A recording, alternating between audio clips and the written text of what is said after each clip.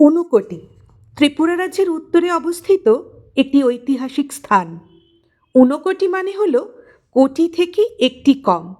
এখানে পাহাড়ে খোদাই করা রয়েছে অসংখ্য দেবদেবীর মূর্তি, যার মধ্যে মুখ্য হল ঊনকোটেশ্বর শিব।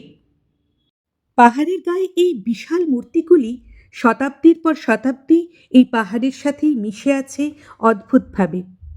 এখন যদিও স্থানটিকে রক্ষণাবেক্ষণ করে সাজিয়ে তোলা হয়েছে পর্যটকদের জন্যে।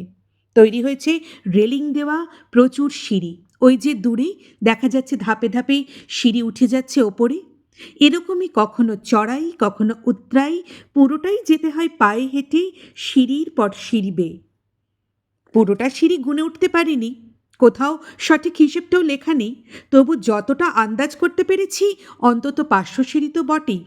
তারপরেও উঠে যেতে হয় আর একটু ওপরে, সেখানে একটা মিউজিয়াম মতনও আছে।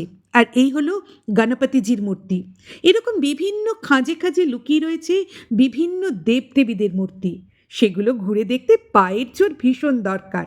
লোককথা অনুযায়ী 1 কোটি দেবদেবতাকে নিয়ে শিব যাচ্ছিলেন কাশী। এই পাহাড়ি অঞ্চলে তারা বিশ্রাম নেন এবং ঠিক হয় ভোরবেলা আবার রওনা দেবেন। কিন্তু ভোরবেলা উঠে শিব ঠাকুর দেখেন বাকি সবাই সেখানে ঘুমন্ত, তাই তিনি একাই বেরিয়ে যান কাশীর উদ্দেশ্যে এবং 1 কোটি দেবতার মধ্যে 59 দেবতাকেই এখানে প্রস্তরীভূত করা হয়।